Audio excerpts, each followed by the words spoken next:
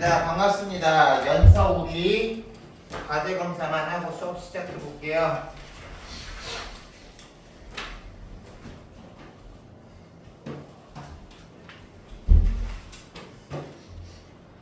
한백 중이니까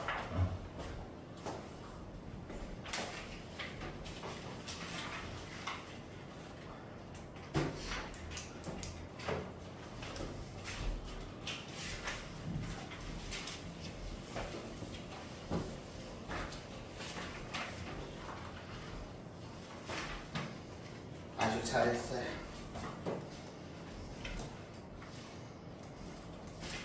잘했어요. 선생님이 먼저 동탄중학교 먼저 수업할 거예요. 그러면 선생님이 동탄중학교 수업할 때 한백중학교 뭐 하는지는 선생님이 이거 급한 것만 처리하고 바로 알려드릴게요. 얘들 알겠지? 하나, 하나 안 갖고 왔으니까 당연히 몰랐지만 뒤에 하나 안 했으니까 은준이도 그치? 네. 재빈이는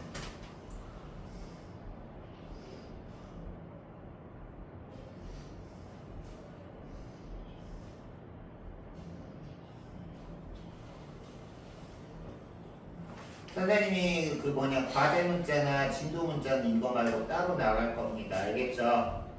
얘들 알겠지? 네. 선생님이 일의 방식상 이걸 먼저 보내고 됐고요. 동탄중을 먼저 해야 되니까 3단은 여기. 동탄중은 먼저 교재 펴시고요. 우리 한백중은 뭐 하고 있냐면 자습서. 너희들이 2단원, 우리 오늘 2-1단원 나갈 거잖아. 그래 안 그래? 네.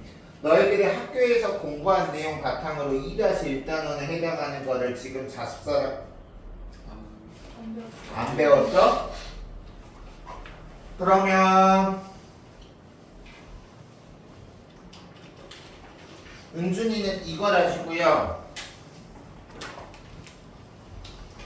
그리고 1단원에 남은 게 있나? 잠깐만.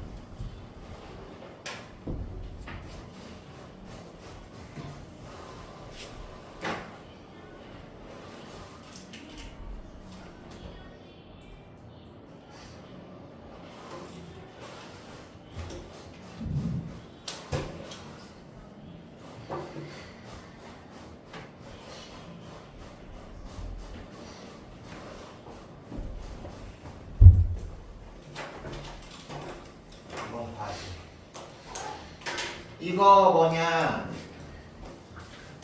은서도 이거 클리닉 때 했던 거긴 한데 은준이는 처음으로 해보고 은서는 이거 다 맞는다는 생각으로 저번에 틀리고 질문한 거 한 거거든.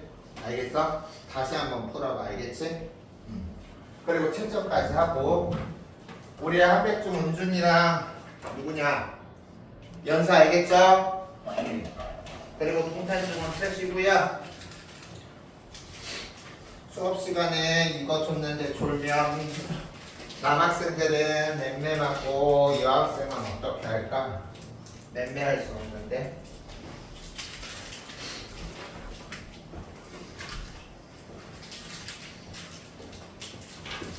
얘들아 그리고 아직 선생님이 지난주에 그 진도조사 한 거 외에 추가로 나왔거나 변경된 거 없어요? 동탄중 한백중? 내가 대답을 해야지. 추가로 외부 지문이 추가로 시험 범위에 나왔다거나 추가로 더해졌거나 아니면은 지난주에 얘기한 거에서 변경된 거 동탄 한백 다 없어? 네. 그래. 한백도 없지? 그러면 얼른 한백중은 열심히 그거 하시고요. 은준이도 알겠지? 네. 그리고 동탄중은 얼른 상관 나가보자. 반반 나눠서 할 거야. 다음 반 시간에는 이렇게 지금 하는 걸 바꿔서 할 거야. 알겠죠? 그러면 우리 동탄 중 뭐냐? 강현이랑 그리고 재빈이는 이제 보시는데요. 근데 진도가 안 나오지. 내가 잘못 줬네.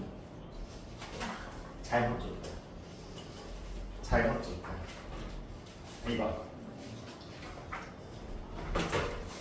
홍산 중 봅시다. 우리가 이번 단원에서는 읽는 중 점검하고 조정하기 부분을 할 텐데 우리가 이제 읽을 때는 읽기 전 활동이 있고요. 읽는 중의 활동이 있고 읽고 나서 해야 될 활동이 있는데 여기서는 지문의 내용 선생님이 설명해 주는 것도 중요하지만 각 과정에 있어서 어떤 과정이 이루어지는지 잘 봐야 합니다. 우리 강현이랑 재빈이 알겠죠? 이 글은 일단 분석적이고 설득적이에요. 이 글은 그래서 우리가 설명문하고 논설문 중에서 무엇에 해당할까? 강현아 재빈아. 설명문하고 논설문 중에서 무엇에 해당할까? 논설문이겠죠? 그래서 이 글에서 말하고 있는 제재는 우리가 무조건 많이 소비한다고 좋은 거라고 생각할 수 있는 우리 사람들의 어떤 고정관념을 타파하는 걸로 진정한 행복을 위해 소비를 해야 되고 이 글에서는 강조하는 소비가 이거야. 필자가 옆에 적어도 강조하는 소비는 뭐냐? 긍정적인 소비는 뭐냐? 소유보다는 경험을 목적으로 하는 거야.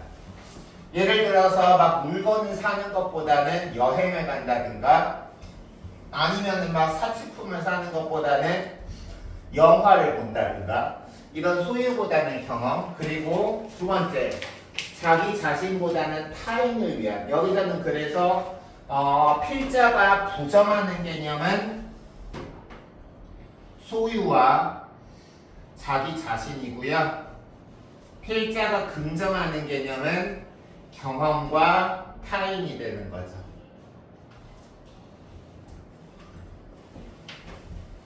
그래서 제목에서도 보다시피 소유에서 경험으로 소비에서 나눔으로 라고 나와 있죠.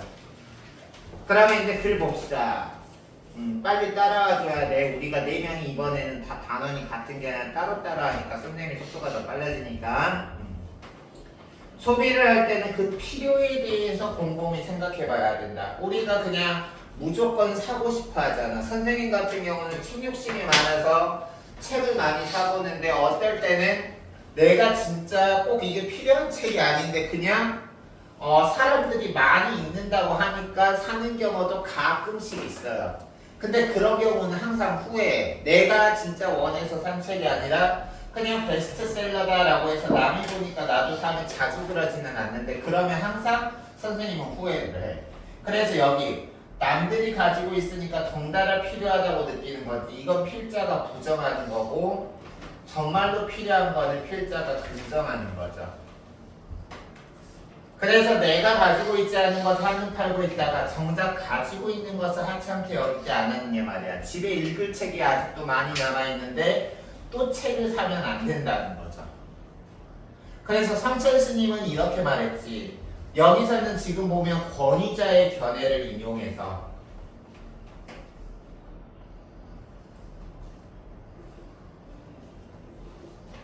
여기서 권위자라는 거는 대통령이 아니라 어느 분야의 전문가를 우리가 권위자라고 합니다.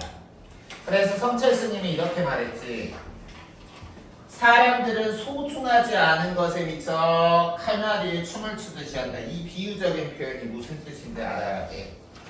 사람들은 중요하지 않은 것에 목숨 걸다가 중요하지 않은 것에서 칼날 위에 춤추듯 한다라는 거는 위험을 감수하면서 산다는 거죠.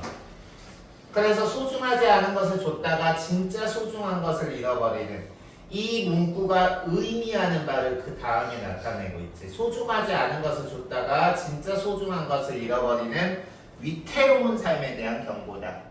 여기 별표 치세요. 위태로운 삶에 대한 경고.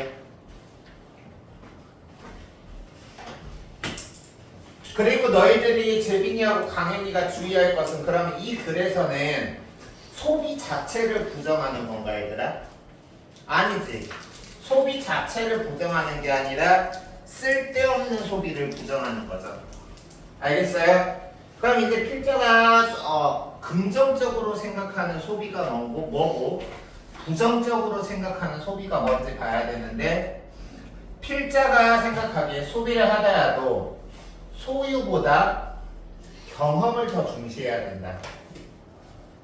우리가 소유 목적으로 택배 처음 와서 물건 딱 처음 받았을 때는 너무 좋잖아. 근데 그 어떤 즐거운 감정은 얼마 시간이 지나지 않아서 사라져버리지. 당연하게 여겨지지. 그래서 소유 목적의 소비는 말 그대로 내 수중에 가지려고 하는 것이다. 옷이나 귀금속 이게 얘야. 포이지. 근데 이 필자가 봐봐. 필자는 소유 목적의 소비를 뭐랑 똑같이 보고 있냐면 물질 소비를 소유 목적으로 보는 거야. 물질. 선생님 같은 경우는 이제 지금 나왔겠지만 지난달인가 갤럭시 워치 8 나왔을 때 그거 갖고 싶어서 미치는 줄 알았어. 막 클래식이 50만 원이고 막 울트라 이런 거 70몇만 원이래. 근데 참았어. 그때는 갖고 싶어서 미치겠었는데 지금 참았더니 지금은 그렇게 갖고 싶지 않아. 알겠어? 그래서 여기 보면 물질로 되어 있는 게 소유 목적의 소비고 그런 것은 우리가 꼭 필요한지 지켜봐야 된다는 거고 반면에니까 지금 소유 목적의 소비와 경험 목적의 소비를 비교하고 있는 걸까 대조하고 있는 걸까? 비교되죠. 대조죠. 여기서는 지금 소유 목적의 소비와 경험 목적의 소비의 공통점을 보는 게 아니라 차이점을 강조하는 거니까 대조의 방법을 쓴 거 중요하게 봐주시고요. 반면에 경험 목적의 소비는 콘서트나 가족여행이나 선생님이 아까 얘기했던 뭐 여행이라든가 영화 관람이라든가 알겠어? 그래서 이런 것에 돈을 쓰는 것이다. 그럼 우리가 영화 관람이나 여행이나 스포츠 경기 관람 요즘은 이제 프로야구가 이제 예전에는 어떤 특수한 팬츠만 봤다면 지금 막 젊은 사람들도 막 야구장을 하나의 놀이공간으로 여기면서 젊은 사람들도 많이 가잖아. 그래 안 그래?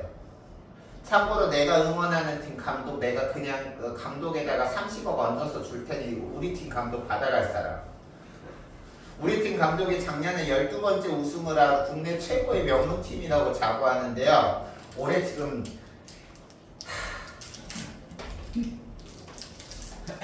우리 팀 감독 가져갈 사람 30억 얹어서 줄게요. 그래서 그런 야구 직관과 같은 물질이 아니라 말 그대로 비물질적인 경험을 중시하는데 여기서도 지금 보면 CNN 웹사이트에 소개된 영국 컬럼비아 대학의 엘리자베스 던과 미국 하버드대 경영대학원의 마이클 노던의 글을 인용해서 여기서도 지금 성철 스님의 견해를 인용했듯이 이 두 개 성철 스님의 견해를 인용하고 여기서 엘리자베스 던과 마이클 노턴의 글을 인용한 것은 둘 다 전문가와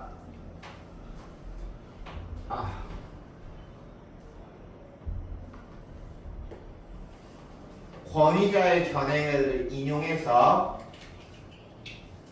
설득력을 강조하는 거야. 그래서 이 두 사람의 글에 따르면 좋은 선물이 꼭 물건일 필요는 없다. 즉 물질적인 선물보다 예를 들어서 콘서트 티켓을 선물해 준다든가 아니면은 직장에서 당신 그동안 수고했어. 내일 하루는 근무하는 날이지만 쉬시오. 유급으로.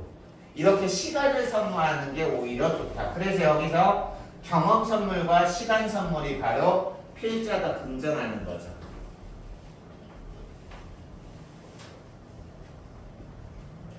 그러면 경험 선물과 시간 선물이라는 개념이 뭔지 개념 정의 봅시다.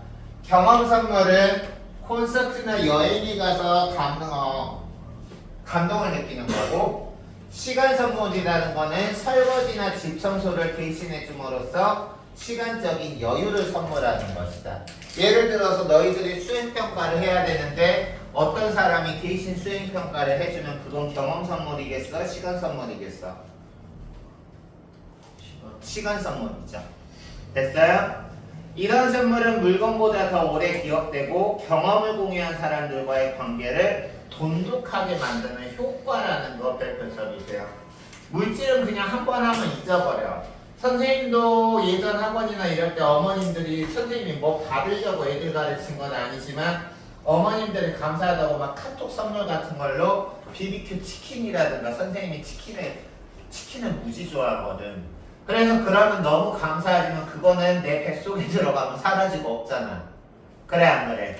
그쵸? 그래서 그런 것들에 비해서 이 경험이나 시간 선물은 더 오래 기억되고 인간관계를 돈독하게 만든다는 효과 두 가지가 있다. 이렇게 표시해 주세요.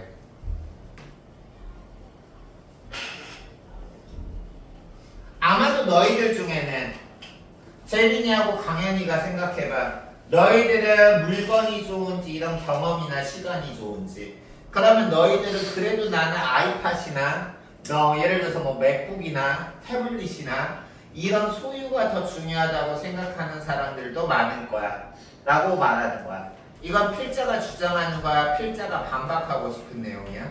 주장하는 거야, 반박하고 싶은 내용이야? 반박하고 싶은 내용이죠. 갖고 싶은 것을 원 없이 가지면 행복할 거라고 생각하겠지만 전혀 그렇지 않아요. 알겠어요? 선생님이 전학원에서 14일날 8월 14일에 퇴사하고 나서 원래는 한 석 달 몰라 그랬어. 선생님이 뭐 운동은 직장 다닐 때나 휴일이나 맨날 하니까 운동 원 없이 하고 보고 싶은 책 원 없이 한 두세 달만 놀면서 그러고 싶었어. 근데 선생님이 어땠는 줄 알아? 이틀 놀을 때는 행복했는데 3일째부터 꼰지나서 지구에서 뒤지겠는 거야. 그래서 3일 만에 다시 새 일자리를 구하기 시작했고 여기 9월 3일부터 근무하기 시작해서 지금 너희들이랑 이 시간에 수업하는 거야. 그래서 갖고 싶은 걸 원 없이 가지면 행복하라고 생각하겠지만 나 3일 만에 생각이 바뀌었잖아. 그래 안 그래? 그래서 여기 지금 보면 생각하겠지만 하겠지? 라고 했어. 그러면 여기서 생각하겠지? 라는 거는 필자가 말해주고자 하는 거는 가지고 싶은 것을 원 없이 가지면 생각만큼 행복하다야 행복하지 않다야.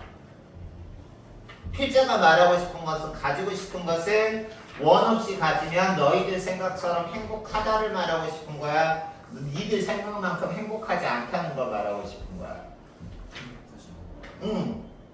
됐어요? 그렇기 때문에 우리가 부자가 마냥 행복할 것 같은데 부자가 선생님 같은 사람보다 마음이 더 불행한 경우가 많아요.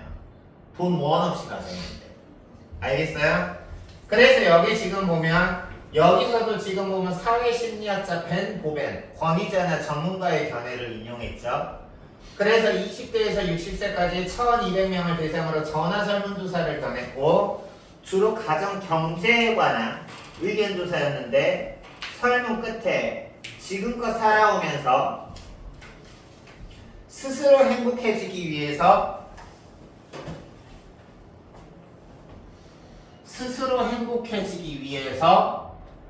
물건 자체를 목적으로 구매했던 경험과 경험을 목적으로 구매했던 것 중에서 고르게 했다는 거야.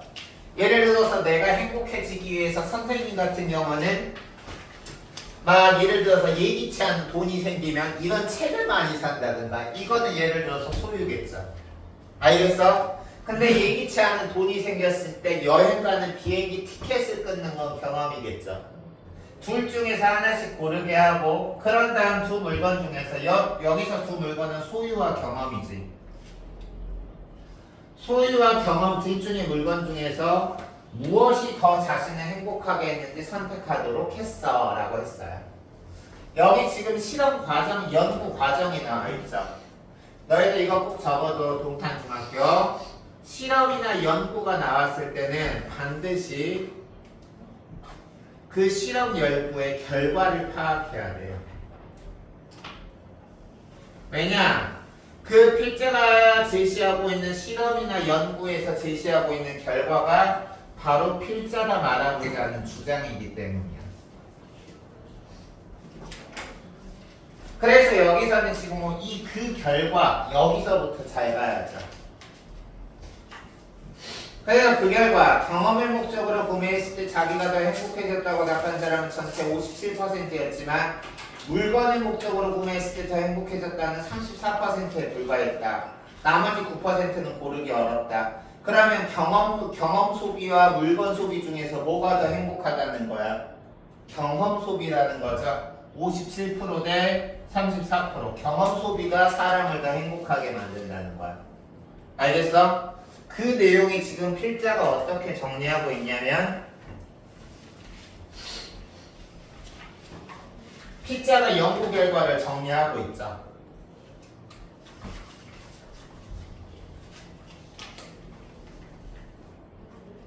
어떤 물건을 구매할 때 새로운 삶을 경험하는 것이, 즉 경험을 구매하는 것이 물건을 구매하는 것보다 행복을 더 가져다 준다라고 지금 나와있지. 알겠어? 그러면 우리가 여기서 지금 오른쪽의 내용은 너희들이 정리해 보시면 되고요. 그리고 여기서 이 내용은 알아야 되죠. 이 글에서는 지금 보면 물건 소비와 경험 소비 중에서 무엇을 더 중시하고 있어? 경험 소비죠. 근데 너희들 중에서는 개인적으로 이 글을 읽으면서 필자가 주장하는 걸 공감을 못할 수도 있어. 왜? 나는 경험 소비보다 물건 소비가 더 좋은데? 라고 생각할 수도 있어. 알겠어? 선생님도 마찬가지야. 선생님도 꽁돈 생기면 여행 간 선생님은 사람 많은 곳을 극혐하거든. 그래서 선생님은 여행 가는 것보다 이런 책 사서 혼자 조용히 아무 소음도 없는 조용한 곳에서 이런 책 읽을 때 행복해. 그래서 이런 물건에서 선생님 같은 경우는 책이나 스마트폰 선물 받았을 때가 기뻤는데 이거는 사람마다 다르다고 이 글의 견해에 공감할 수도 있고 비판할 수도 있다는 거죠. 알겠어요? 다음 또 한 가지 경험을 목적으로 구매한 물건은 유주처 다른 사람과의 관계를 위해서 사용된다. 예를 들어서 우리가 외식을 하거나 야구 직관을 가거나 여행을 가거나 이거 다 경험 소비인 건 이해가 재미나 가면은. 근데 물론 요즘은 혼자 하는 문화가 발달되어 있기 때문에 혼자 외식도 잘 수 있고요. 야구장 혼자 가도 누가 뭐라고 안 하고요. 여행도 혼자 많이 가잖아. 근데 그런 경우도 있지만 일반적으로 우리가 외식을 한다거나 야구 직관을 한다거나 여행을 할 때는 보통 혼자 하는 경우보다 다른 사람과 함께 하는 경우가 많지. 그래서 이게 바로 다른 사람과의 관계를 위해서 사용된다니까. 그래서 여기 봅시다. 이처럼 자기가 소중하게 생각하는 사람과 공유하는 경험이 진정한 행복을 가져다 준다. 여기 밑에 표시하세요. 필자가 경험 소비를 강조하는 이유야.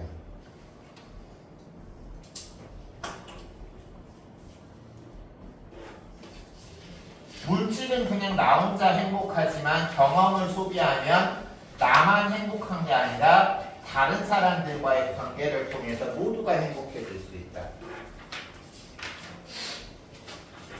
되셨습니까? 그래서 자기 자신에게 소비한 것보다 다른 사람과 경험을 공유하기 소비한 것이 더 행복감을 느끼게 한 거야. 이처럼 이거 별표치하죠. 필자의 주장이니까.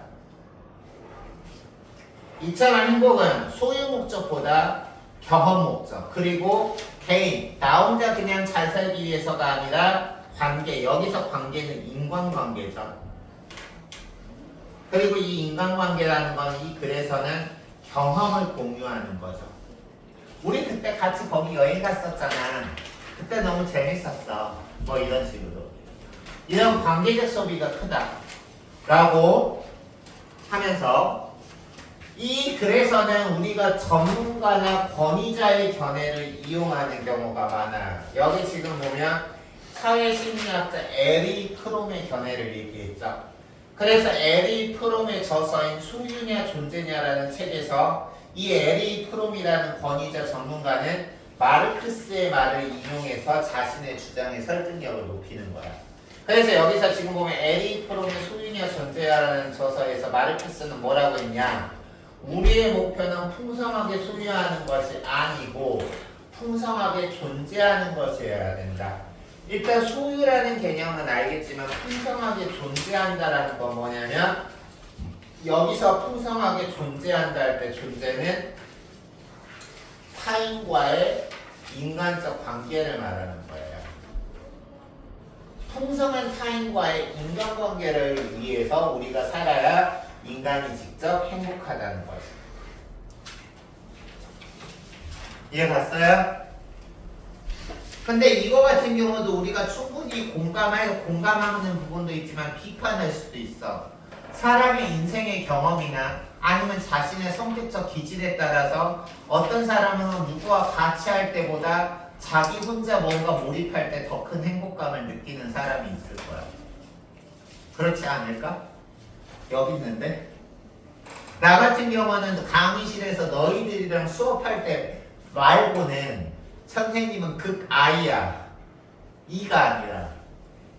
알겠어? 그래서 나 같은 경우는 이거 물론 맞는 말이야. 선생님도 다 누구하고 이렇게 얘기하면서 서로 웃으면서 할 때 물론 행복해. 근데 그것보다 더 행복한 거는 나 혼자 운동할 때 느끼는 행복감이나 하면서 몰입할 때 행복감이나 나 혼자 내가 원하는 책에 몰입할 때 행복감이 나한테는 더 커. 이렇게 그런 사람도 있잖아 라고 비판하면서 읽을 수도 있다는 거지. 됐어요? 그래서 모든 사람한테 이걸 100% 동일시할 수는 없다라고 비판할 수도 있다는 거야. 다음 2012년 5월 마이클 노턴 교수는 돈으로 행복을 사는 거? 얘들아 돈으로 행복을 일반적으로 살 수 있을까 없을까? 어떻게? 돈으로 어떻게 행복을 사는데? 그게 바로 여기서 말하는 물건 소유 소비 아니야? 소유하는 거? 진정한 행복. 진정한 행복은 돈으로 사기 어려운데 그래서 노턴 교수는 돈으로 행복을 사는 법이라는 강연으로 화제를 모았다. 노턴 교수는 선생님이 말한 거하고는 다르게 돈으로도 행복을 살 수 있다고 말했는데 얼핏 보면 겉으로 보면 지금까지 설명한 거랑 반대되는 거 같지? 지금까지는 돈으로 물질을 소비하는 것은 당장은 행복하지만 결코 행복하지 않다 그랬잖아. 그래 안 그래? 근데 뜬금없이 노턴 교수는 지금까지 필자의 견해하고 반대로 돈으로도 해피니스를 살 수 있대. 그럼 여기서는 우리가 생각해야 되는 개념이 뭐냐면 이 행복의 정의에 대해서 고민을 해봐야 되는 거야. 행복의 지금 노턴 교수가 돈으로 행복을 살 수 있다라고 했을 때 노턴 교수가 말하는 행복이라는 거는 우리가 일반적으로 많이 가지고 많이 먹고 좋은 외제차 타고 이런 행복일까? 아니면은 다른 행복일까? 그쵸, 다른 행복이겠죠. 그래서 여기 보면 앞에서는 행복해지려면 지금 필자인 자기가 소유보다 경험을 추구하라고 했으니까 당연히 우리가 모순되는 것처럼 보인다. 근데 여기 지금 보면 노턴 교수는 돈으로 행복을 살 수 있다라고 했어. 겉으로 보기에는 충돌되는 것 같지만 노턴 교수의 견해 이거 별표 쳐야죠. 우리가 일반적으로 돈으로 행복을 살 수 있다 없다 할 때는 자기를 위해 쓰는 돈이잖아. 근데 노턴 교수가 돈으로 행복을 살 수 있다 할 때 돈은 타인을 위해 쓰는 돈이야. 사랑하는 사람을 위해서 선물해 줬을 때, 자기를 아끼는 사람을 위해서 뭔가를 물질적으로 베풀었을 때, 이게 바로 노턴 교수가 말한 돈인 거죠. 그래서 여기 보면 다만 그때의 돈은 내가 아닌 다른 사람에게 쓰는 돈이고 한마디로 다른 사람을 위해서 돈을 쓰면 행복해질 수 있다. 여기서는 전제가 이거죠. 이 전제 조건이 반드시 있어야 돼. 무조건 돈 쓴다고 행복해진 게 아니라 노턴 교수는 다른 사람을 위해 돈을 쓸 때.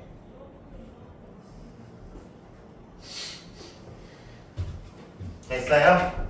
연서 다 했어? 잠깐만.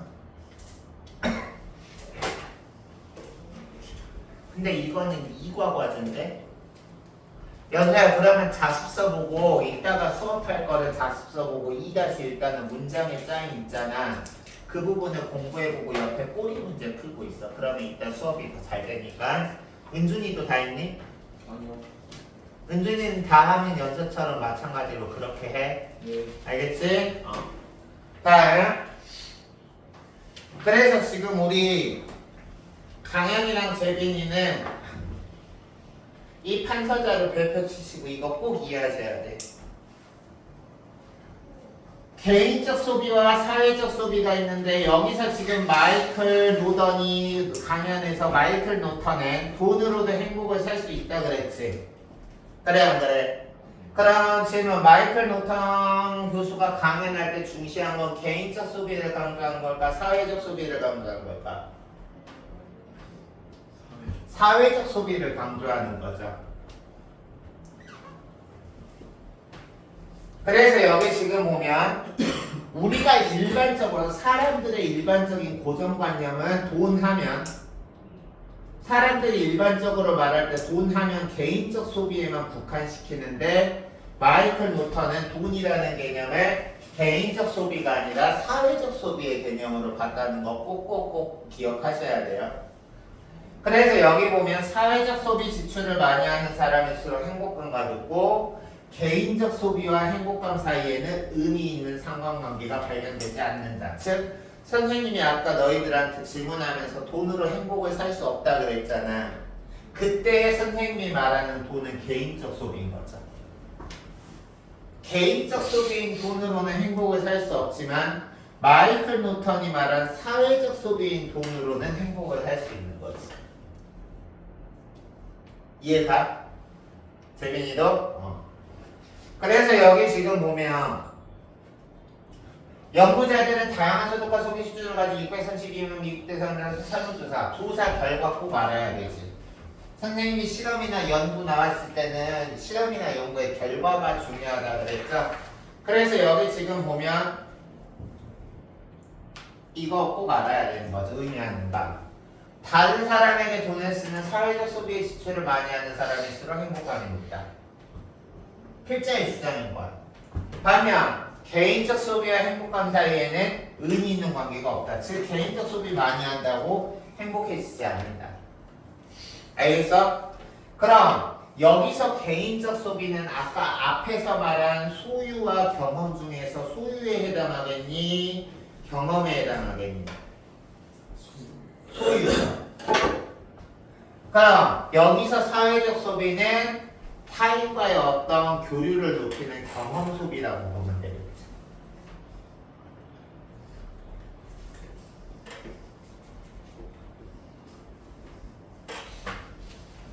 그래서 여기까지 강현이랑 재빈이 이해 갔어요? 그럼 그 다음 단락 보자. 연구자들은 이를 토대로 또 두 가지 실험을 했다. 그럼 역시 실험 결과 또 알아야 되죠.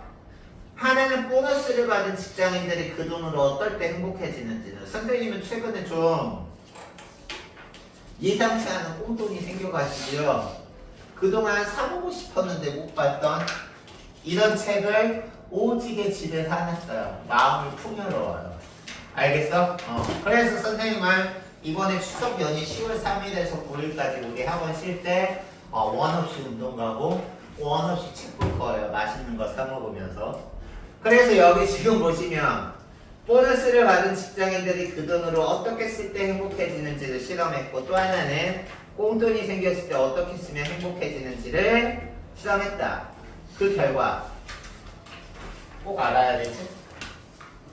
상여금을 사회적 소비에 지출한 사람일수록 행복감이 높았다. 선생님도 이거 동의해.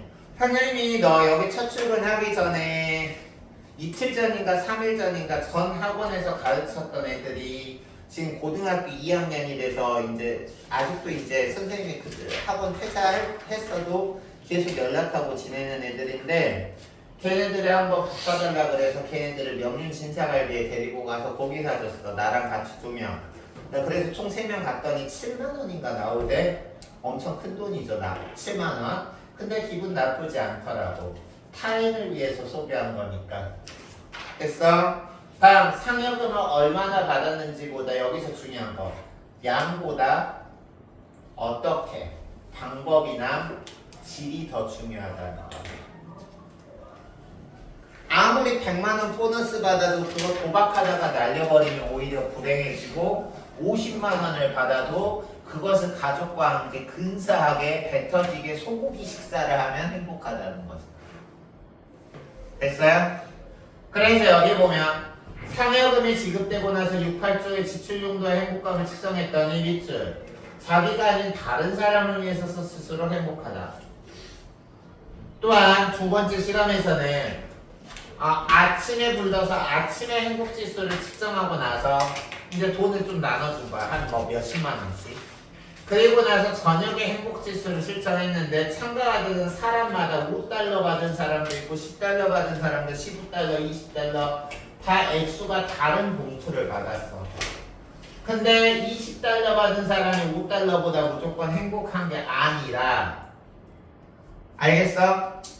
다른 사람에게 그걸 얼마나 받았든 양과 상관없이 얼마나 받았든 다른 사람에게 돈을 쓴 사람이 더 행복했다는 거죠.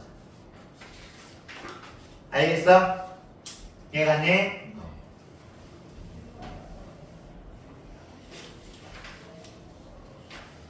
그래서 우리가 여기서 지금 보면 이 글에서는 가장 우리가 크게 두 가지 소유와 경험 그리고 개인적 소비와 사회적 소비를 나누고 있는데 필자가 강조하는 소비는 소유하고 경험 중에서 뭐야?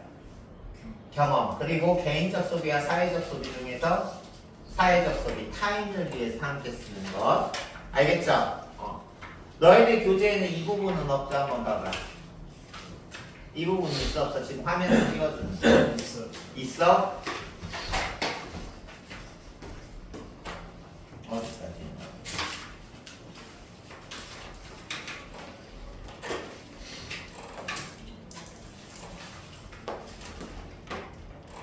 여기까지 있구나. 그럼 너희 교재까지 있는 거에서 중요한 건 이 부분입니다. 나머지는 우리가 지문 내용 정리한 거고요. 여기 이 페이지에서 1-1번 별표 치세요. 1-1번. 우리가 이 글 내용 자체를 이해하는 거 당연히 중요하고 이 글에서는 읽는 과정 점검하기 때문에 읽기 전과 읽는 과정과 다 읽고 나서 우리가 어떤 활동을 하는 게 모범적인 글읽기 활동인지 이것이 시험에 잘 나옵니다. 별표 치세요. 상식선에서 생각하면 어렵지 않게 알 수 있을 거야. 우리가 읽을 때는 읽기 목적을 정해야 돼. 예를 들어서 그냥 가볍게 마음을 가볍게 하거나 지친 일상을 달래주기 위해서는 가벼운 글을 읽는 게 좋겠지. 그럴 때 막 학술서적 읽으면 오히려 머리 아플 거 아니야. 그리고 너희들이 예를 들어서 시험을 목적으로 글을 읽는다는 또 목표가 달라지겠지. 그래 안 그래? 그리고 두 번째, 책 처음 볼 때 책의 목차나 차례 같은 것을 통해서 미리 한번 책의 내용을 훑어보고 그 내용을 통해서 자기가 읽고자 하는 책이 어떤 내용으로 구성되어 있을지 필기 어떤 내용으로 구성되어 있을지 예측을 해보는 거야.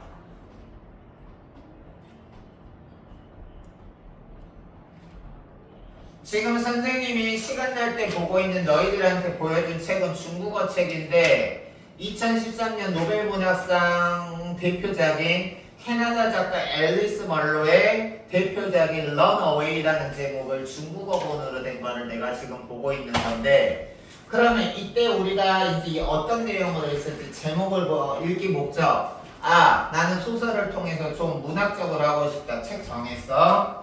그러면 이 책을 읽을 때 훑어보기 이 책에 보면 목차나 차례가 있습니다.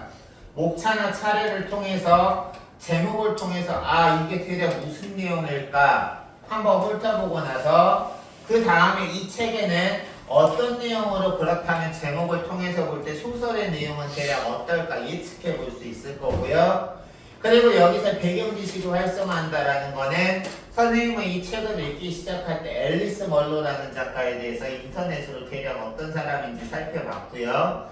그리고 예를 들어서 이 소설이 모든 걸 다 알면 스포가 돼서 재미없으니까 대략적으로 무엇을 주제로 한 소설인지 그런 걸 살펴봤어요. 그런 게 배경 지식 활성화하는 거예요. 그리고 나서 읽기 시작한 거예요. 됐어요? 그러면 이제 꼭 이게 소설이 아니라 모든 책에서도 다 마찬가지인데 읽어가면서 자기가 읽기 전에 한 것과 얼마나 비슷한지 그리고 자기가 읽는 과정에서 얼마나 이해했는지 그리고 책을 읽는 과정에서 이 책에서 써진 내용이 맞아 라고 공감할 수도 있고 아니면 이 필자의 견해는 나의 생각과는 다른데? 라고 비판할 수도 있고 그리고 우리가 책을 읽는 과정에서 이해가 안 가는 부분은 질문하고 책의 앞뒤 맥락에 따라서 답을 찾을 수도 있고요. 이 두 개가 같은 거죠. 그리고 나서 책을 한 권 다 읽고 나면 글을 한 편 다 읽고 나면 그 글을 요약하고 주제를 파악한다는 것은 글을 먼저 다 읽어야 주제 파악이 가능하겠죠. 그래서 주제를 파악하는 것을 읽고 나서 하는 거고 자기가 그 글을 읽고 깨달은 점이 뭔지 그리고 거기서 깨달은 점을 자신의 생활에 적용하는 거는 책을 다 읽고 나서 가능한 거겠죠. 알겠어? 그래서 읽기 전에 해야 할 활동, 읽는 과정에서 해야 할 활동, 다 읽고 나서 해야 할 활동은 반드시 꼭 알아두십시오. 알겠습니까? 여기까지 강현이랑 재빈이 이해 안 가는 부분 있으면 질문하세요.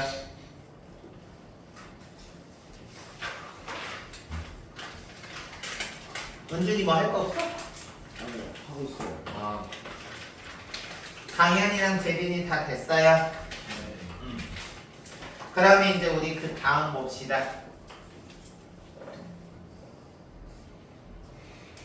10보다 큰 9 맞죠? 볼게요.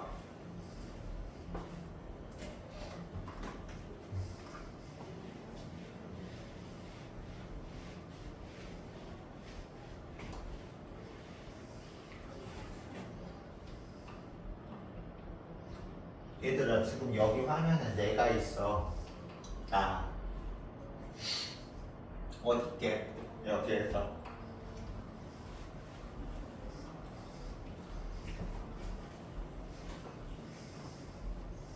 내가 얘처럼 귀엽잖아.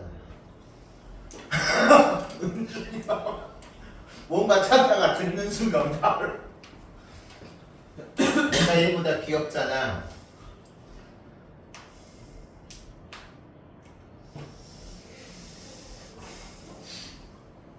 야, 수업 안 해.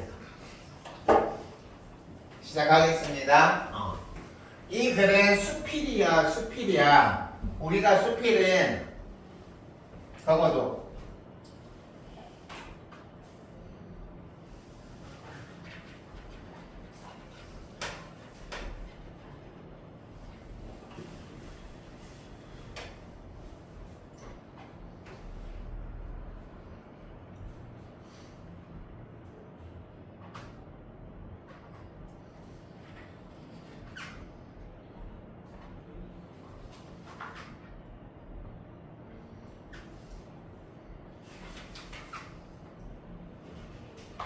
이렇게 정리하시면 돼요. 수필이라는 장르의 정의를. 일상적인 소재를 바탕으로 자신이 경험한 바를 특정한 형식의 제약 없이 자유롭게 쓴 것을 수필이라고 합니다.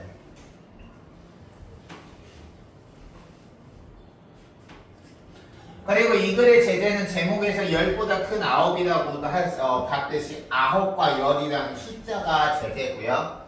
이 제목이 이제 왜 제목이 10보다 큰 9이라고 하는지 나오겠지만 이 글의 주제는 너희들, 청소년은 나도 완벽하지 않은데 너희들 중에 완벽한 사람 없겠죠. 그래서 청소년은 완벽하지 않아도 미래의 꿈과 가능성을 가진 청소년에 관한 어떤 희망적인 내용을 활용한 수필이고요. 이 작품의 특징은 10이라는 숫자와 9라는 숫자의 특징을 활용해서 자기의 의도를 전달했다. 별표, 숫자의 특징을 활용했다. 그리고 역설, 문답, 비유 방법, 대구, 도치법 등 다양한 표현 사용했다. 이거는 지금 여기서 나온 역설, 문답, 비유, 반복, 대구, 도치법이 지문에 나올 때마다 선생님이 설명을 해줄 거고요. 그리고 이 글을 읽는 대상이 예상 독자가 청소년이기 때문에 청소년한테 우리가 막 학문적이고 어려운 글을 쓰면 청소년들이 너희들이 읽고 싶겠니? 읽고 싶지 않잖아. 그래서 독자에게 말을 건네는 듯한 친근한 어조를 사용하고 있다. 됐습니까? 그럼 제목 봅시다. 10보다 큰 9. 이거 사전적인 의미상으로는 말이 되는 말이 안 되는 말이야. 안 되는 말이지. 우리가 수학적으로 10이 9보다 크다는 사실은 고정불변의 진리인데 여기서는 지금 보면 10보다 큰 9이라고 해서 표면적으로는 모순된 의미를 지니고 있어요. 되게 여기서 모순된 의미라는 거는 논리적으로 잘못된 의미. 하지만 그 내면에 깊은 진리를 담고 있는 거죠. 여기서 내면에 깊은 진리가 있다라는 거는 너희들 교재에서 말한 것처럼 숫자 9이 지난 의미를 강조하기 위해서 표면적으로는 모순됐지만 실제로 깊은 진리를 전달하는 역설법을 사용하고 있다. 제목에 꼭 알아두세요.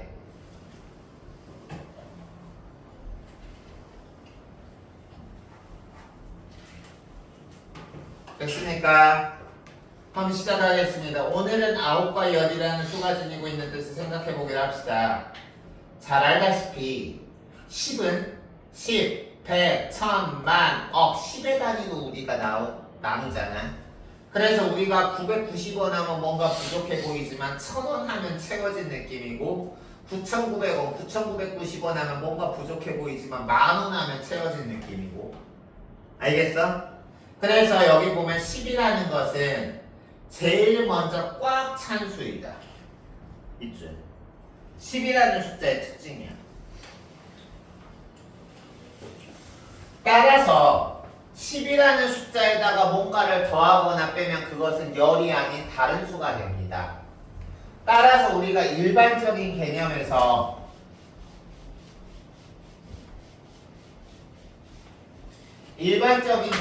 10은 꽉 찬 수고 완벽한 수야. 여기에서 뭔가 더하거나 빼면 그 완벽함이 사라지는 거야.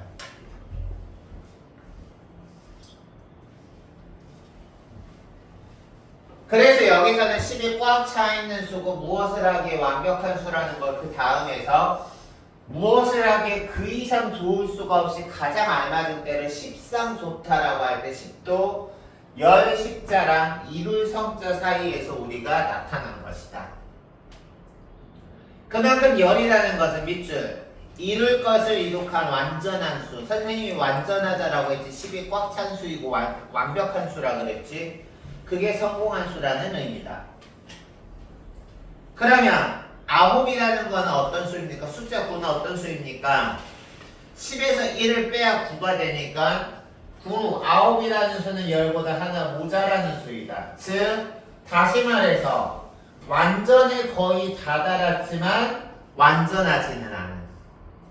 알겠어요? 완전에 거의 다다랐지만 완벽하지는 않은.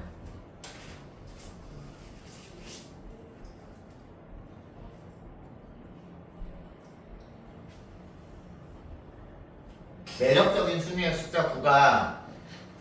그래서 그 거의 완벽한데 뭐 하나가 완벽하지 않으니까 그 완벽하지 않은 하나만 보태면 10에 이르게 되는 수. 그래서 매우 아쉬움을 느끼게 하는 수이다. 그래서 우리가 100점 하면은 와우 하지만 99점 하면은 멋진 점수지만 1점만 더 받았으면 이러잖아. 알겠어요? 그래서 여기 보면 아쉬움을 느끼게 하는 수이다.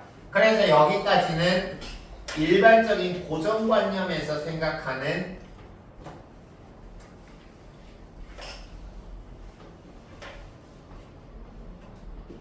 10과 9의 개념이야.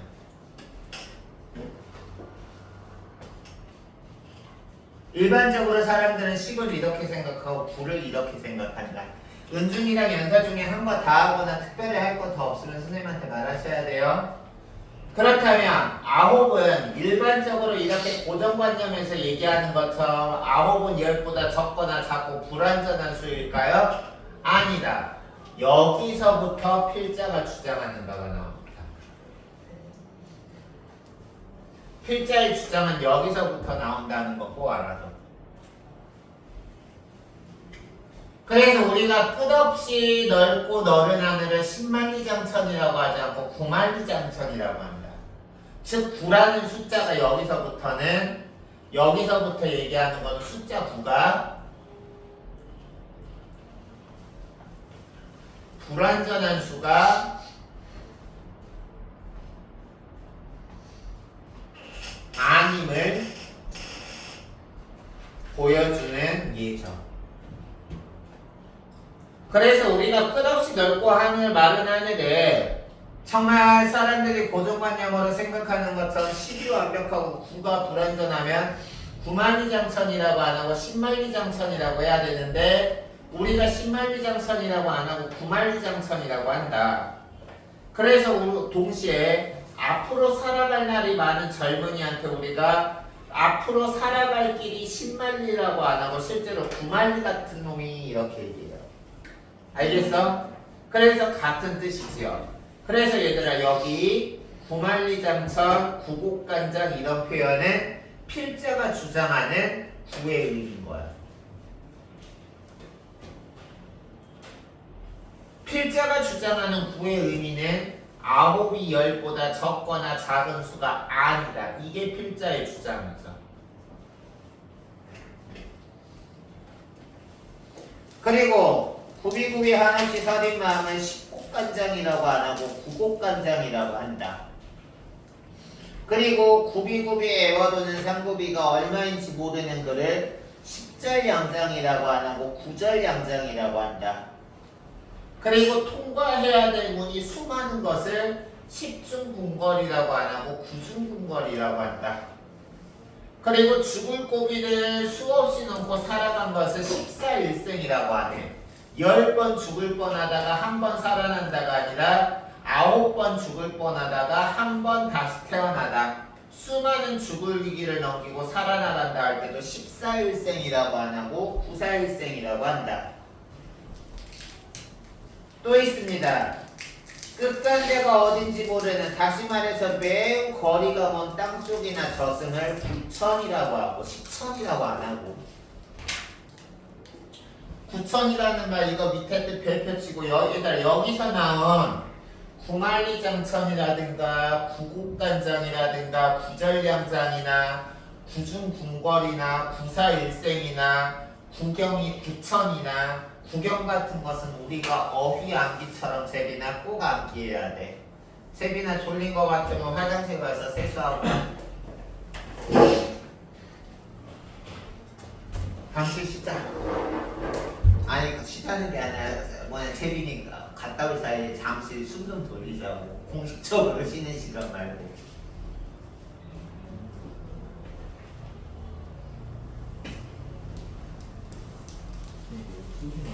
어? 옥수수 맛이래. 너희들은 그거 딸기 맛이 제일 맛있니? 연사는 뭐가 맛있어? 너는? 매운이요. 너는? 좀 여자애들은 옥수수 제일 싫어하는데?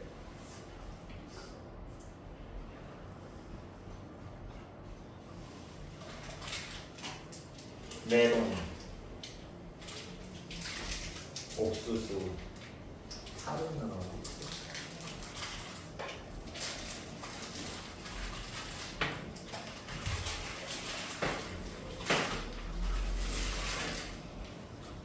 연배야, 내가 집어준 것 중에 타고는 없네. 딸기 있어? 이따 부족하면 되지.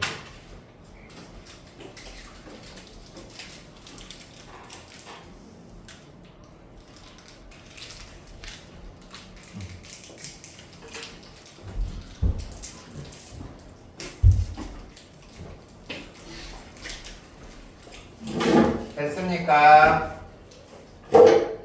그러면 선생님이 지금 한 2, 3분 줄 테니까 누구냐? 재빈이랑 강현이는 여기 나온 거 구곡간장, 구절양장, 구중궁궐, 구사일생, 구천, 구경의 뜻을 빠르게 암기해 보세요.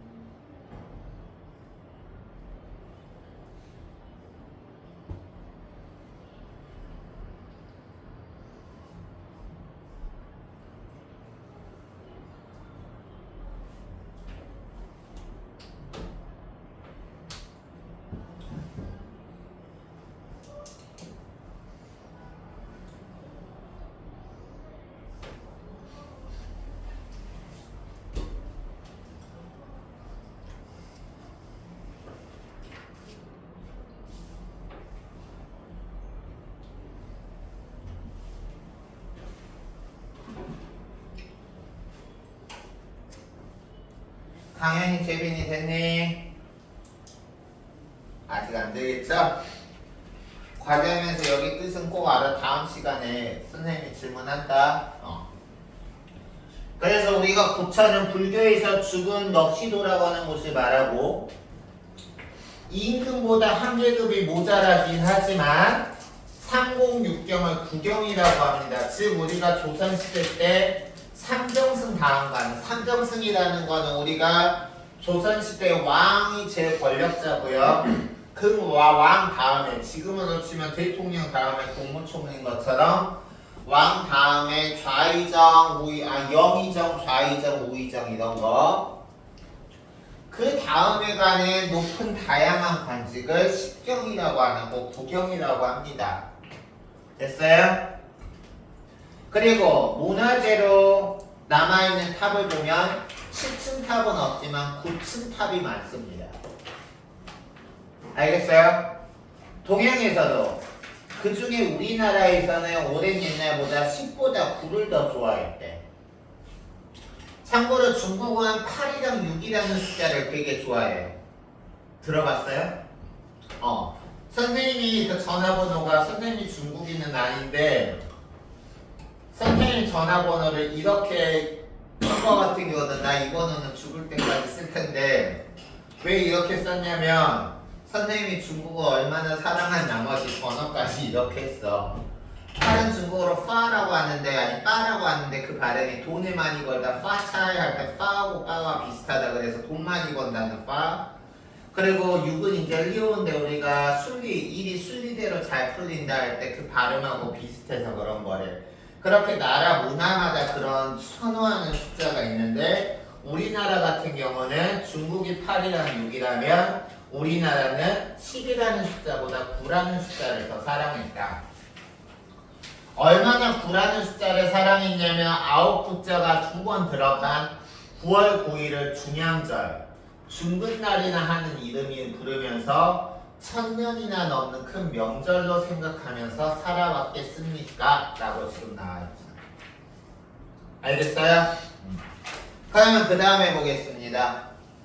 그 다음에서는 우리 조상이 10보다 9를 더 사랑한 까닭은 무엇이었을까요? 우리가 일반적인 개념으로는 10이 완벽한 수이고 9는 불완전한 수라고 일반적으로 생각하잖아. 강연아 재빈아 그래 어때?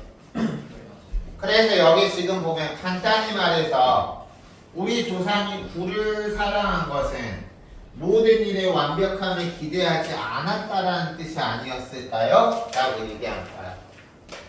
알겠어? 세상에 완벽한 게 어디 있어? 알겠어? 그래서 여기 보면 다시 말하면 이거 비롯해서 이 문장 응용해서 문제로 나올 가능성 높습니다. 다시 말하면 이 세상은 어떤 사람도 그리고 어떤 물건도 그리고 어떤 곳 장소도 이 세상에는 완전한 것이 없다는 사실을 우리 선조는 아주 오랜 옛날부터 익히 알고 있었다는 사실입니다. 이 부분이 지금 필자가 말하고자 하는 바를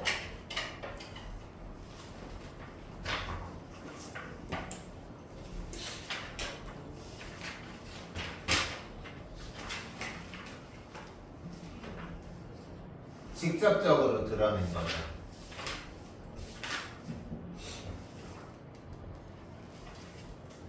됐습니까? 그래서 우리가 흔히 듣는 말에 모든 기록은 깨어지기 위해서 존재합니다 라는 말이 있어요. 됐어요? 영원히 깨어지지 않을 것 같은 기록도 언젠가는 깨어지게 돼 있어요. 알겠어? 그래서 여기 보면 이 말이 맞지 않는 말이라면 그럼 이 말이 맞지 않다라는 건 무슨 뜻이야? 깨어지지 않는 기록도 있다는 거야 없다는 거야? 이 말이 맞지 않다면 이 말이 맞지 않는 말이라면 할 때 이 말이 맞지 않다면 깨어지지 않는 기록도 있다는 거야 없다는 거야? 그렇지 깨질 수 없는 기록도 있다는 거죠. 만약에 깨질 수 없는 기록이 있다면 여러분이 아시다시피 세계 제1의 기록만 해놓은 기네스북도 해마다 찍을 이유가 없는 거야. 왜? 일반적으로 기네스북은 나 해마다 찍어내는데 이 이유는 해마다 깨지는 기록이 있기 때문에 새로 찍는 거잖아. 근데 깨지지 않는 기록이 있다면 기네스북을 해마다 찍을 이유가 없겠죠. 됐어요? 그래서 그 다음에 보시면 모든 기록이 반드시 깨어지기 마련인 것은 그 기록을 이룩한 것이 인간이기 때문이라고 생각한대. 근데 개인적으로 선생님은 깨질 수 없는 기록도 있다고 생각해. 선생님은 개인적으로 열혈 야구 팬이니까 야구를 예를 들면 이종범이 너희들 이종범이라고 이름은 들어봤어요? 얘 선생님 예전 선수 때부터 봤잖아. 이종범이 한 시즌에 84도루를 한 적이 있어요. 그 기록은 절대 깨지지 않을 거라고 생각해. 그리고 그거는 심지어 경기 수가 126게임인가 119게임 한 시즌이 119게임인가 126게임일 때 84도루를 했어. 지금은 한 시즌이 144경기거든. 지금은 4, 50도루만 해도 도루왕이야. 그때 일화가 있어요. 왜 이종범이 그 기록으로 하면 한 시즌에 100도루도 할 기세였거든. 실제로. 근데 84도루만 했어. 왜 그런 줄 알아? 그때 그랬대. 이종범이 있는 팀이 지금 기아인 당시 해태였는데 돈이 되게 없는 가난한 구단이었어. 그래서 그때 코치 한 명이 이종범한테 그랬대. 아따 도루 좀 그만해야. 그래서 아따 왜요? 그랬대. 너 도루 많이 한다고 너 연봉 안 올라 이랬대. 그래가지고 몸을 사려가지고 후반기에 자제해서 한 시즌에 84도루만 한 거래요. 그래서 지금 같은 경우는 우리가 어떤 때는 40도루 가까이만 해도 도루왕하고 좀 많이 하면 뭐 5, 60도루 이런데 84도루는 개인적으로 깨지기 힘들다고 생각하는데 몰라. 또 어떤 오타니 같은 사람이 나와서 깰 수 있을지. 근데 이제 우리가 여기서 같은 경우는 모두가 다 기록이 깨진대. 왜? 인간이라서. 그럼 여기서 질문. 필자는 인간을 완전한 존재라고 생각할까? 불완전한 존재라고 생각할까? 불완전한 존재인 인간이 기록을 냈기 때문에 그 불완전함을 깬 누군가가 또 기록을 깰 거고 그걸 또 불완전한 사람이 만 거를 또 누가 깬다는 거죠. 그래서 인간은 저마다 무한한 가능성을 타고난 사실과 아울러서 이 세상에는 여기선 두 가지가 중요해. 필자가 생각하는 인간의 특징은 뭐냐?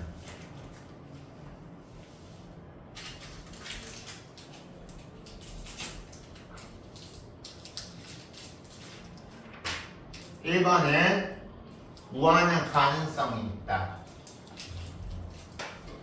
무한한 가능성이 있다. 가능성이라는 말 속에는 아직 이루어지지 않은 게 있다는 거죠. 이미 이루어진 것에는 우리가 가능성이라는 말을 쓰지 않잖아요. 그래서 우리가 무한한 가능성이 있고, 그걸 다시 말하면 아직 이루어지지 않은 부분이 있다. 완전한 인간은 어디에도 없다. 이게 필자가 생각하는 인간의 정의죠. 됐니? 그래서 어디에도 있을 수 없다는 사람 동안 그 스스로가 증명한다. 그래서 인간이 완전할 수 없다라는 그 특징과 숫자 9가 유사하다라는 거지.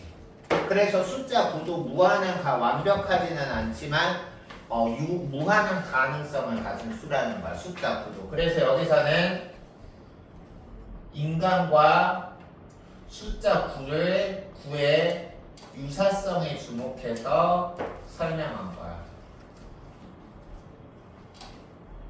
뜻계도 숫자 9도 그렇고 인간도 그렇고 무한한 가능성이 있어. 숫자 9도 1만 더하면 되잖아.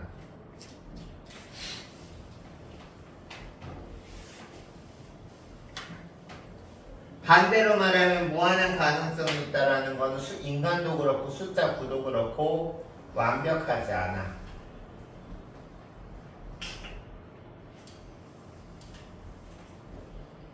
그럼 그 다음에 봅시다. 열이라는 수가 넘치지도 않고 모자라지도 않고, 그리고 또 조금의 여유도 없이 꽉 찬 수, 그리고서 다음도 없고 다음도 없이 아주 끝나버린 수. 여기서 다음도 없고 다다음도 없이 아주 끝나버린 수라는 거는 완벽한 수라는 거죠. 10이라는 수가 이렇게 완벽한 수라는 점에서 9은 10보다 많고 9은 10보다 크고 9은 10보다 높고 9은 10보다 깊고 9은 10보다 높고 9은 10보다 멀고 9은 10보다 긴 수다. 다시 말해서 여기서는 우리가 숫자 9이 지니는 무한한 가능성에 주목한 거죠.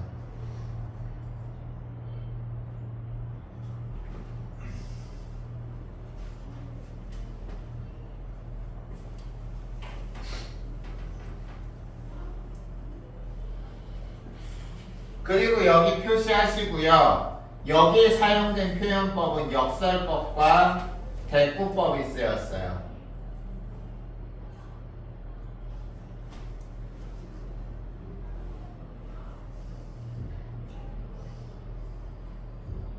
한 대 맞을 테야. 그래서 여기 보면 왜 역설이야? 일반적으로 열이 9보다 많고 크고 높고 깊은 숫자나 일반적으로 숫자 10이. 근데 여기서는 9이 10보다 많다, 크다, 높다, 깊다, 넓다, 멀다, 길다 했으니까 역설이죠. 표면적으로는 모순되지만 깊은 의미가 있는 거죠. 무한한 가능성이라는 의미. 알겠어? 그래서 숫자 9라는 수는 다음, 또 다음, 그도 아니면 그 다음을 바라볼 수 있는 밑줄. 이게 숫자 9죠.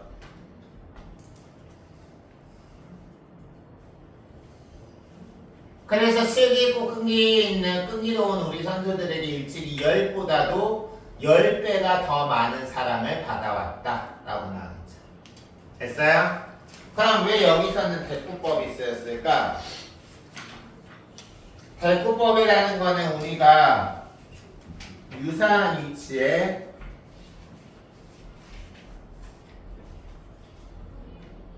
유사하거나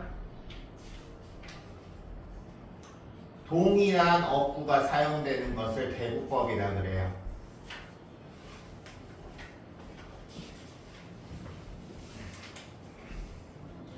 여기서 지금 보면 열보다 동일한 어휘 사왔고 그 다음에 많고 크고 높고 깊고 넓고 멀고 해서 비슷한 어휘가 나와 있지. 그래서 여기서는 지금 보면 대꾸법 쓰인 거 꼭 알아두세요. 대표 역설법, 대꾸법 됐나요? 그 다음 보자. 다음 하물며 여러분은 지금 한창 잘하고 한창 배우고 한창 놀아야 할 중학생입니다. 여러분은 지금 무엇 한 가지도 완벽할 수 없으며 항상 어딘가가 부족하고 어설픈 게 정상이야. 오히려 너희들이 어른처럼 성숙하고 어른처럼 철학이 완벽하고 인생의 어떤 깊은 가치관을 이해한다면 그게 오히려 이상하다라는 거죠. 알겠어요? 그래서 여기서는 지금 보면 청소년을 숫자 9에 비유하는 거지. 다음 행여. 행여는 우리가 설령이라는 접속사랑 같아요. 설령. 너희들도 이런 종종 자괴감 들 때가 있을 거야. 어떤 친구들이랑 비교하면서 저 친구는 나보다 공부도 저렇게 잘하고 나보다 잘생기고 나보다 키도 크고 나보다 멋있는데 왜 나는 이럴까라는 생각을 해볼 수도 있는데 그것처럼 설령 무엇이 남들보다 자기가 모자란 거 아닌가 싶어서 스스로 괴로워하고 외로워하고 서글퍼하는 학생이 있다면 이거 별표 이제부터라도 10이라는 수보다 이 10은 완벽한 사람을 말하는 거야. 10이라는 수보다 불완전하지만 무한한 가능성을 가진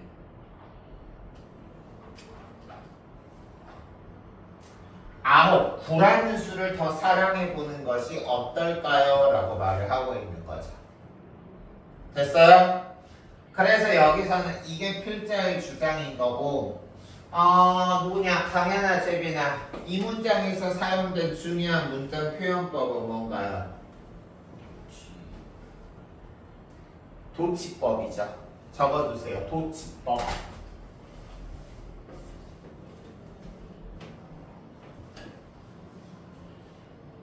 일단 도치법에서 도치가 뭐야?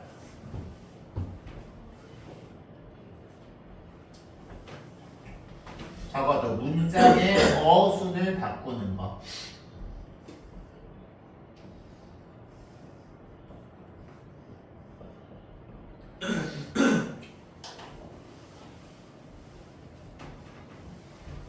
그럼 이거는 원래 평범한 문장대로 바꾸면 이제부터 10이라는 수보다 9이라는 수를 더 사랑해보는 것은 어떨까요? 하고 글에 맞춰야 되잖아. 근데 이 문장은 어때? 맨 마지막에 어떨까요를 맨 앞으로 보냈죠. 그래서 도치법이 사용된 거야. 알겠니? 그럼 질문해보자. 도치법은 그러면 어떤 효과를 노리기 위해서 도치법을 사용할까? 강조. 알겠어? 문장의 의미를 강조할 때 도치법을 씁니다. 알겠죠? 오케이?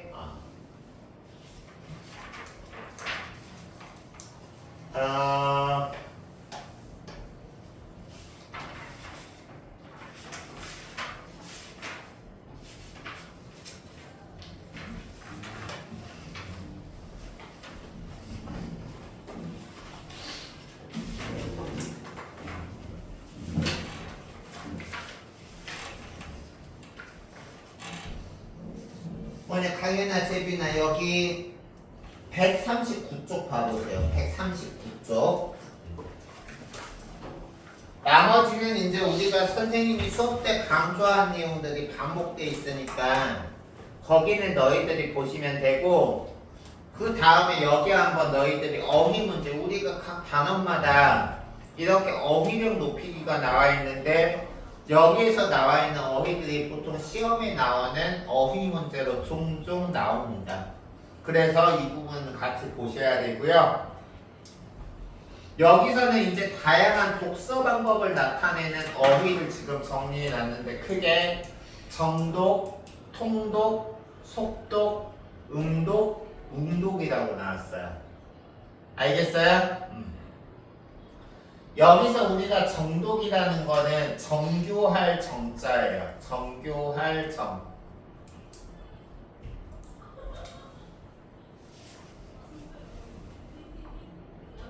그리고 통은 통할 통. 전체를 뜻하는 거야. 그리고 속독에서 속담은 우리가 빠를 속자예요.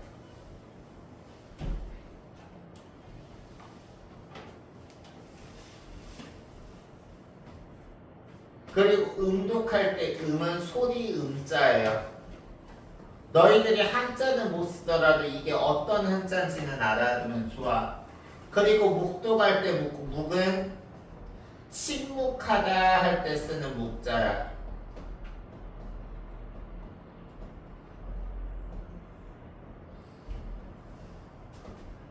됐어요?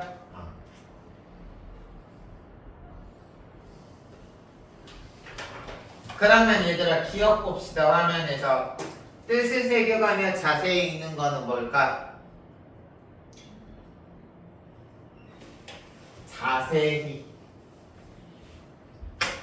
정독, 통독, 속독, 음독, 묵독 중에서 정독이죠. 다음 글을 소리내서 읽음. 음독이죠. 다음 처음부터 끝까지 훑어 읽음. 통독. 빠른 속도로 소리내지 않고 묵독. 침묵이란 뜻이니까. 그래서 여기 지금 보면 정리하면 뜻을 새겨가면서 글을 읽는 것은 정독. 그리고 글을 소리내어가면서 읽는 것은 음독. 그리고 처음부터 끝까지 훑어 읽는 것은 통독. 그리고 빠른 속도로 읽는 것은 속독. 그리고 속으로 소리내지 않고 읽는 것은 묵독. 알겠습니까? 오케이? 그리고 마지막으로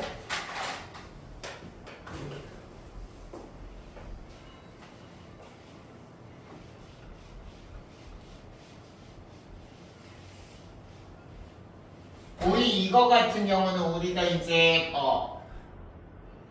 표준 발음법이나 표준 어떤 어휘 표기에서 헷갈리기 쉬운 거를 적어놨는데 맞춤법 문제.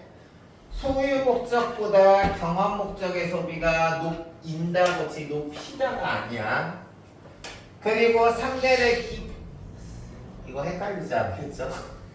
자, 무슨 수를 써서야도 진실을 기본형에 밝히다니까 밝히고 해야겠죠? 그래요. 그러면 한 단은 된 거죠. 단 3-2단은 자신감 있게 말하기는 특별히 어렵지 않아. 이 부분은 아마 문제에서 상대적으로 문제 출제 빈도수가 적을 거야. 간단하게 볼게요. 그래서 3-2단원은 여기 지금 보면 우리가 봐야 될 것은 이 페이지부터 142쪽부터 144쪽, 145쪽, 146쪽, 7쪽 까지만 보시면, 그리고 이제 마지막에 149에서 151 알겠니? 이 부분을 보시면 되는데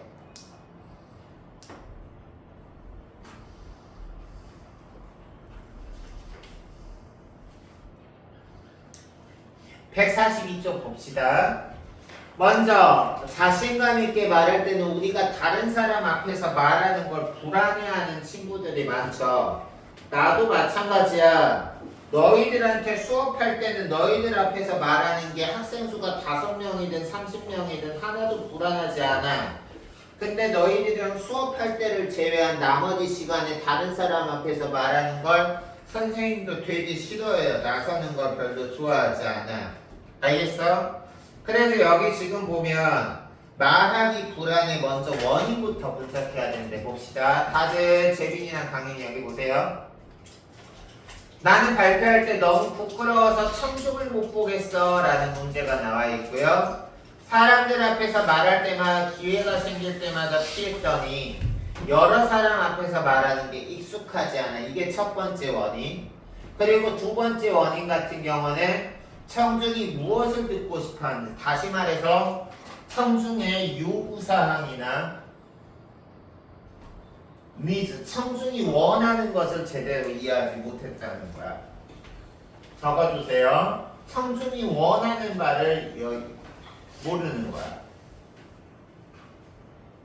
그리고 다음, 발표하는 중간에 머릿속이 하얘져서 발표 내용을 잊었다라는 것은 제대로 준비가 안 됐다라는 거죠. 사전 연습을 안 했다는 거죠. 다음 네 번째, 발표하면서 나쁜 평가를 받을까봐 걱정돼서 말을 못한대. 너희들 이제 수행평가 같은 거 할 때 선생님한테서 나쁜 평가 받을까봐. 그래서 이렇게 불안하게 원인이 다양하게 있다면 그것에 대해서 대처 방법을 여기서 지금 144쪽에서 뭐라고 하고 있나 봅시다.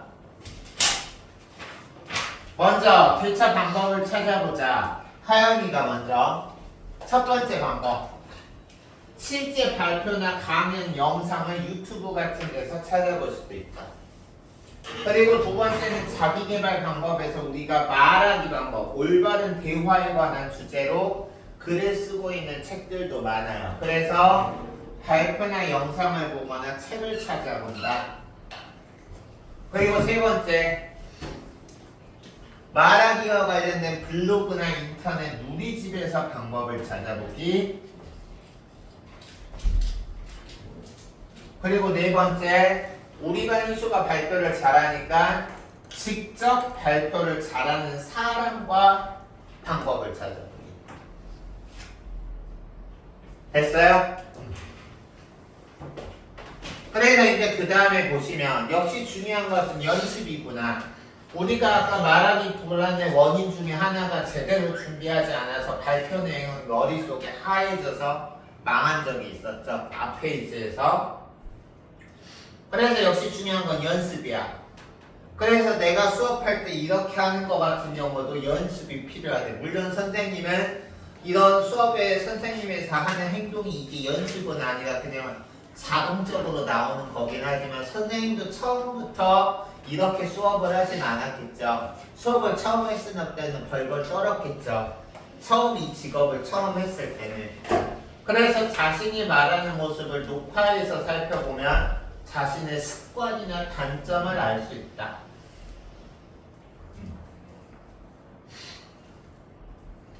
그리고 두 번째 방법은 뭐냐? 심호흡을 반복하고 스트레칭이나 체조를 하는 것도 좋다. 그리고 세 번째, 내가 아무리 말하기 준비를 잘해도 그 내가 말하려는 게 청중들이 요구하는 관심사나 요구사항과 일치하지 않는다면 성공적인 발표가 아니겠죠. 그래서 청중의 관심과 요구를 반영하기. 그리고 이제 내가 수업을 하다 보면 어떤 반 학생들이 열화와 같은 반응을 보일 수도 있고, 예를 들어서 어떤 반 같은 경우 선생님을 수업하는데 다 지루해서 졸고 있을 수도 있어. 그것에 따라서 선생님이 내용과 똑같은 거라고 하더라도 표현 등을 방식을 바꿀 수가 있겠죠. 그리고 여기 보면 말하기 구현을 자연스러운 것으로 받아들이고 우리가 나쁜 평가 받을까봐 두려워서 그렇다라고 했으니까 과제에 부담을 갖지 않는 것이 좋다. 그리고 우리가 자기가 성공했을 때의 모습을 상상하면 실제로 자기가 그렇게 된대. 알겠어? 나 같은 경우도 내가 지난주에 말했지만 내가 지난주에 금연 시도하고 있다 그랬잖아. 아직까지는 물론 금연 보조제의 도움을 받고 있기는 하지만 아직까지 실패는 안 했는데 막 이렇게 스트레스가 많이 받으면 선생님도 이제 생각이 다시 나. 그럴 때마다 난 항상 금연에 성공했을 때 나의 모습, 건강해진 나. 그리고 금연해 보니까 좋은 게 뭐냐면 소비가 확 줄어. 담배값 무시 못하거든. 그래서 여기 그랬었던 내가 금연에 성공했을 때 좋았을 때 그 미래 내가 그렇게 반드시 될 수 있다라고 상상하면 그렇게 되는 것처럼 성공적인 말하기 장면을 머릿속으로 그려보고 됐어요? 그러면 이제 다음 페이지 보자. 청중의 관심과 요구를 반영해서 말하기 준비하겠는데 여기 먼저 말하기를 준비할 때 해야 될 거 꼭 알아두세요. 관심과 요구를 분석하기. 두 번째, 말하기의 주제와 목적을 분석하기. 세 번째, 청중의 특성을 분석해야 돼. 그래서 여기 보면 우리 반 친구들의 관심과 요구를 말하기에 반영해야 되고 특이한 학교네. 독도로 수학여행을 가게 되었으니 우리 반 친구들에게 독도라는 주제와 목적은 바로 독도에 대해서 잘 알려주기 위해서겠죠. 그리고 청중의 특성은 우리 반 친구가 어떤 특성을 가지는지에 대해서 말하기의 방식과 전략을 바꿔야 되겠죠. 그래서 우리 반 친구들의 특성을 아는 방법은 설문조사를 통해서 알아봅시다. 이거지. 얘들아, 뭐냐 강연이나 대비나 이 단어는 아까 앞 단원에 비해서 그렇게 어렵지 않지. 그래서 여기 지금 보면 147쪽에서 나와 있는 것이 내용을 마련할 때는 항상 이거 밑줄 치세요. 독자의 지식 수준이나 요구사항을 고려해야 돼. 예를 들어서 독자가 중학생인데 독도에 관한 논문을 우리가 소개하는 것처럼 지나치게 어려운 내용을 얘기하면 아무리 좋은 내용이라 하더라도 독자들이 받아들이지 못할 거야. 그리고 내용을 구성할 때도 마찬가지로 지식 수준과 관심을 고려해야 되고. 알겠어?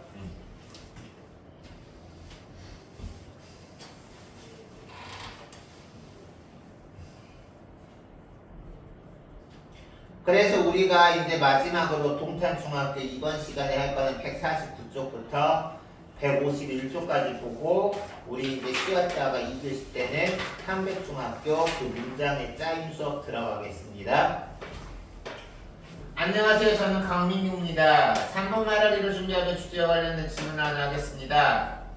만약 독도가 사라진다면 어떻게 될까요? 선생님이 수업 시간에 자주 너희들한테 질문 던지지.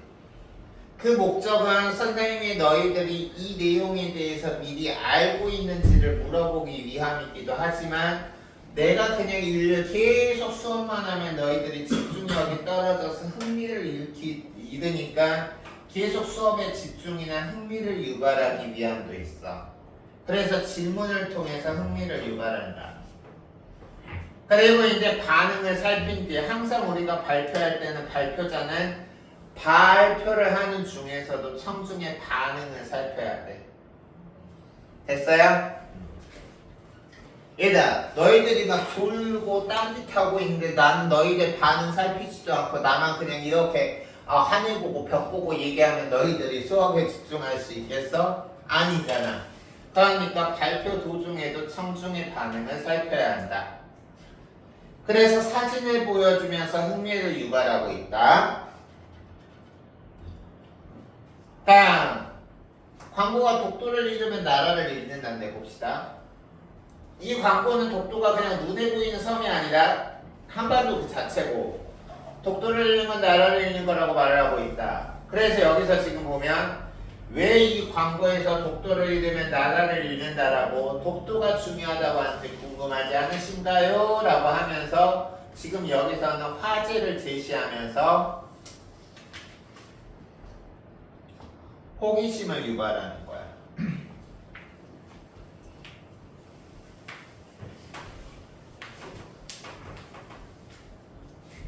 그럼 지금부터 독도의 가치에 대해서 말씀드리겠습니다. 첫 번에는 영역적 가치.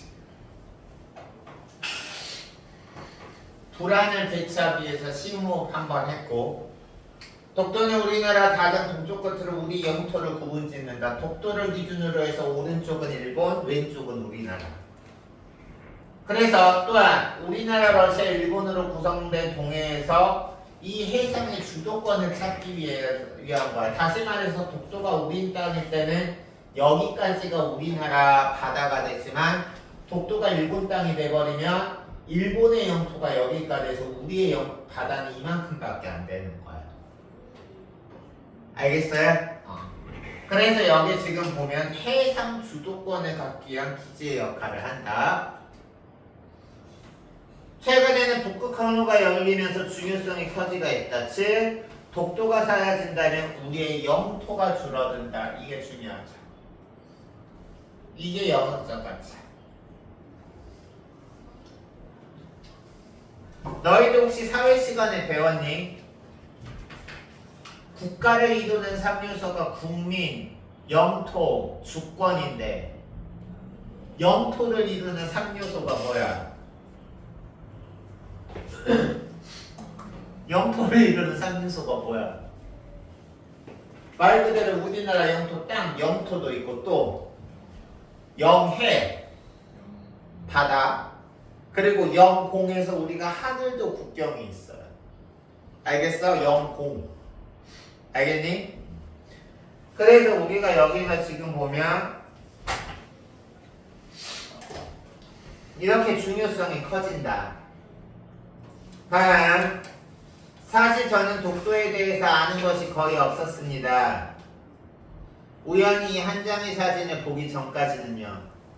이 사진을 통해서 보여주면서 마치 보라색 종이처럼 생긴 이 꽃 아름답지 않나요? 이 꽃은 섬처럼 꽃입니다. 청중들이 잘 알아듣지 못한 것 같으니까 강조를 하기 위해서 목소리를 크게 해서 제가 보자마자 반한 이 꽃은 독도에서 자라고 있습니다. 즉 독도는 어떤 가치를 가지고 있느냐? 생물학적 가치를 있는 거야. 그래서 이 사진은 생태적 가치, 생물학적 가치를 보여주고 있고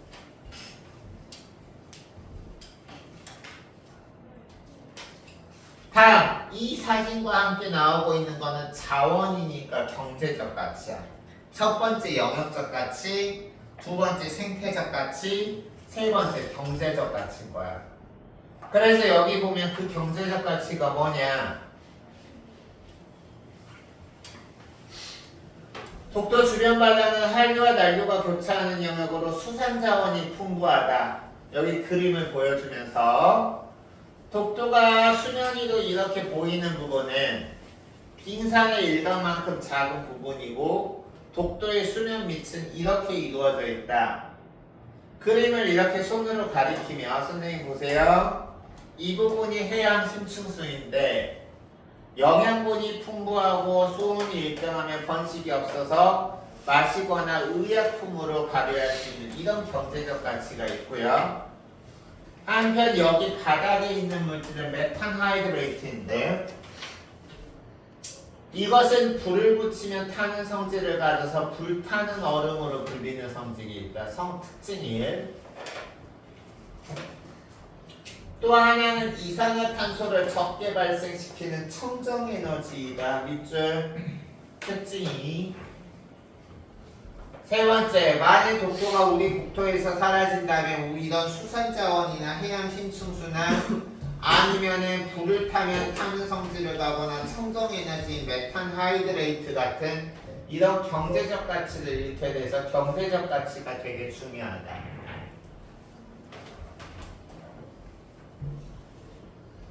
그래서 이 글은 이제 소개를 하면서 본문에서는 우리나라 독도 사진을 보여주면서 영역적 가치, 생태적 가치, 경제적 가치 중에서 독도 지도를 보여주면서 무슨 가치를 말했지? 영역적 가치. 우리의 영토가 넓어지냐 좁아지냐. 그리고 섬초롱꽃이라는 식물 사진을 보여주면서 생태적 가치. 그치? 그리고 마지막에 우리가 아까 본 그림을 통해서 해양 심층수나 아니면 메탄 하이드레이트 같은 경제적 가치. 됐습니까? 그래서 지금까지 독도의 영역, 이게 영역적 가치야. 저거나 독도의 영역 동그라미 치고 영역적 가치, 그리고 독도에 서식하는 생명체 동그라미 생태적 가치라고 적으시고요. 독도 주변의 자원 동그라미 경제적 가치죠.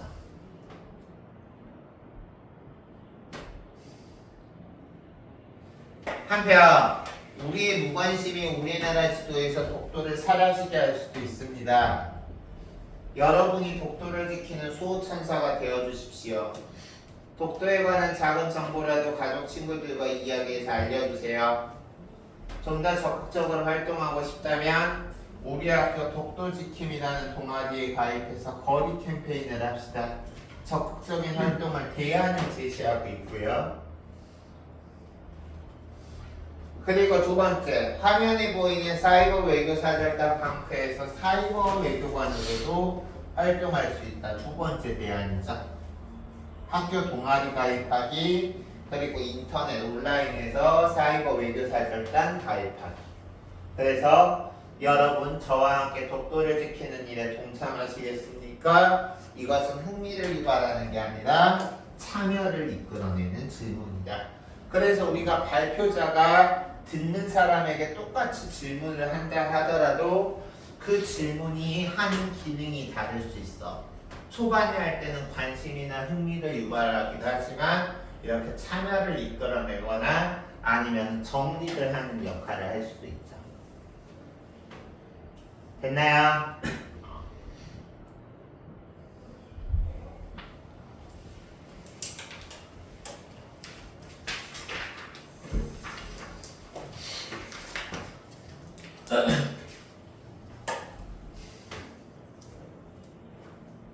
다 된 것 같습니다. 이렇게 고생하셨고 오늘 연산은 지금 잘 채점까지 선생님이 하면서 동그라미가 많은 거 봤고, 은준이는 잘하고 있나?